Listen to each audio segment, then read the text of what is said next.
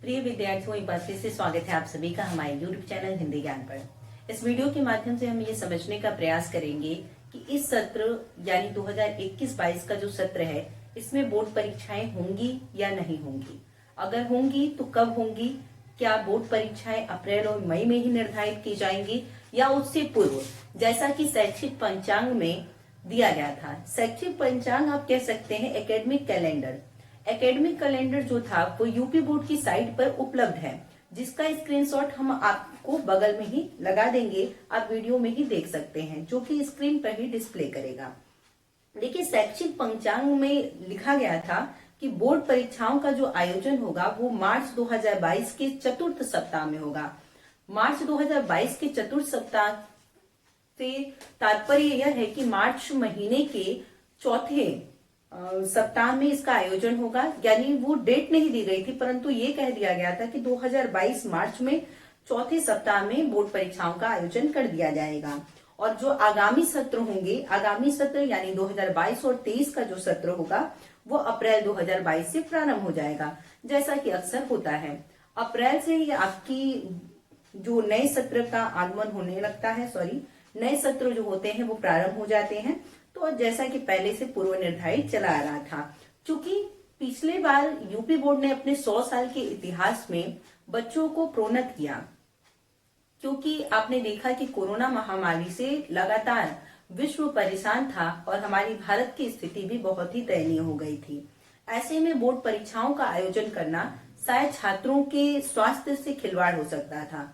आनंद फानन में जब सारे बोर्ड के विद्यार्थियों को प्रोन्नत किया गया, तो ऐसे में यूपी बोर्ड ने भी प्रोन्नत किया, परंतु उस समय ही उन्होंने यह लिखा कि उनके 100 साल के इतिहास में ऐसा उन्होंने पहली बार किया।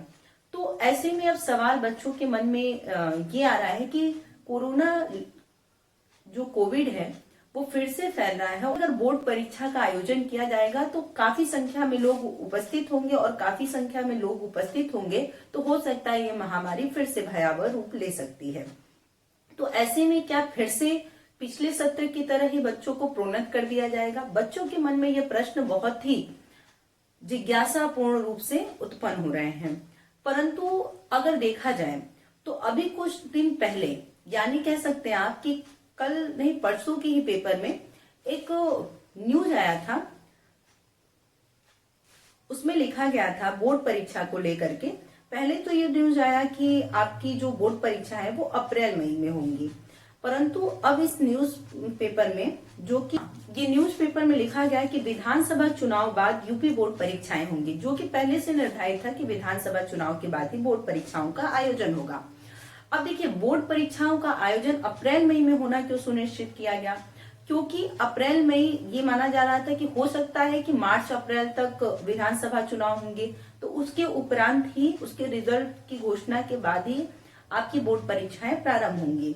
परंतु अब इस न्यूज में क्या दिया गया, दैनिक जागरण जो कि बहुत ही सम्मानित समाचार पत्र माना जाता है, इसके फ्रंट पेज पर यानी पहले पृष्ठ पर ही यह बताया गया कि विधानसभा चुनाव बाद यूपी बोर्ड परीक्षा होगी, जैसा कि पहले से निर्धारित था। अब इसके अंतर्गत क्या क्या लिखा गया था ये हम आपको वीडियो में ही डिस्प्ले कर देंगे, आप चाहें तो खुद से पढ़ सकते हैं, क्योंकि हम उसे पढ़कर बता भी रहे हैं।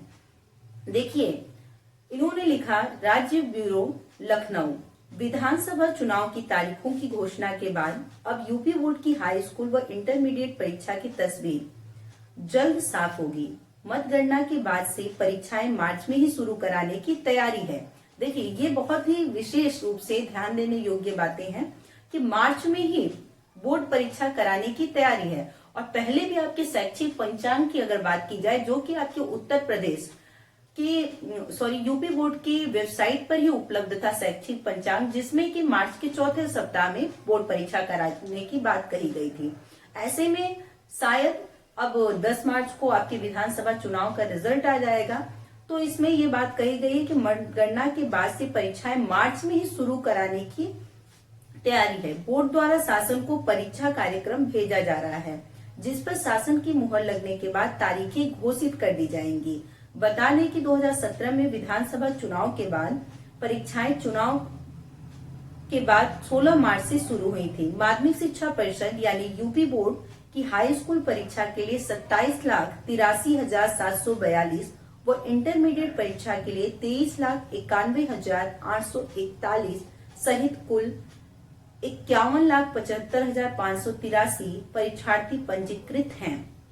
इधर कुछ वर्षों में यूपी बोर्ड फरवरी में इम्तिहान शुरू कराकर मार्च तक पूरी कराता था, लेकिन विधानसभा चुनाव की वजह से इस बार परीक्षा की तारीखें तय नहीं हो सकी। अब चुनाव आयोग द्वारा चुनाव की तारीखें घोषित करने के बाद विधानसभा चुनाव की तारीखें घोषित करने के बाद बोर्ड में भी तैयारियां शुरू कर दी हैं। 2021 में बोर्ड के 100 वर्ष के इतिहास में पहली बार हाई स्कूल व इंटरमीडिएट की परीक्षा कोरोना संक्रमण की वजह से नहीं हो सकी, जो कि हमने वीडियो के प्रारंभ में ही बताया था। उन्होंने यह लिखा भी है कि 2021 में बोर्ड के 100 वर्ष के इतिहास में पहली बार हाई स्कूल और इंटरमीडिएट की परीक्षा नहीं हो सकी, जिसमें कि छात्रों को प्रमोट करना पड़ा था। सभी परीक्षार्थी को अगली कक्षा में प्रोन्नत किया गया था। बोर्ड प्रशासन ने परीक्षा की अनुमानित तारीखें लगभग तय कर ली हैं। देखिए, ये ध्यान देने योग्य बातें हैं कि पहले ही उन्होंने क्लियर कर दिया कि मार्च में आपकी परीक्षाएं हो सकती हैं। ऐसे में सभी छात्र जो भी अभी तक ये सोच रहे थे कि चलिए अप्रैल मई में परीक्षाएं होंगी तो आराम से हम तैयारी करेंगे, देखिए ऐसे में आपके पास बिल्कुल भी समय नहीं है। आप चाहें तो इस वीडियो को देखने के उपरांत ही अपनी तैयारी प्रारंभ कर दीजिए, क्योंकि आपके पास बेहद कम समय है और कम समय में आपको अच्छी तैयारी करनी है, जिससे कि बेहतर अंक आपको प्राप्त हो सके। आगे इसमें दिया गया है कि वही बोर्ड प्रशासन अब तक इंटरमीडिएट की प्रायोगिक परीक्षाएं भी नहीं करा सका है। इसकी तारीख फरवरी में प्रस्तावित है। ज्ञात होगी प्रैक्टिकल परीक्षा पिछले वर्षों में दिसंबर से जनवरी के बीच होती रही है। अब देखिए, ये पूरा न्यूज था। तो ऐसे में जो काफी छात्रों के मन में ये था कि बोर्ड परीक्षाएं होंगी या नहीं होंगी, तो ये बहुत बार देखा जा रहा है कि बोर्ड परीक्षाएं तो इस बार होंगी ही होंगी, क्योंकि देखिए चुनाव भी हो रहा है, एक उसमें बड़ी संख्या में लोग मतदान करने के लिए जाते हैं और ऐसे में बोर्ड परीक्षाएं भी आप आसानी से देंगे ही। तो इसलिए आप मार्च की तैयारी को पूरी तरह से लेकर चलिए। हमारी ढेरों शुभकामनाएं आपके साथ है। अगर आपको किसी प्रकार की दिक्कत आती है 9 to 12 के विद्यार्थियों को हिंदी विषय में, तो आप हमें कमेंट के माध्यम से सूचित कर सकते हैं और हम अविलंब आपका प्रत्युत्तर देने की कोशिश करेंगे। आज के लिए इतना ही। फिर से जुड़ेंगे हम एक नए वीडियो को लेकर। तब तक के लिए धन्यवाद। जय हिंद, महादेव। घर रहिए, सुरक्षित रहिए।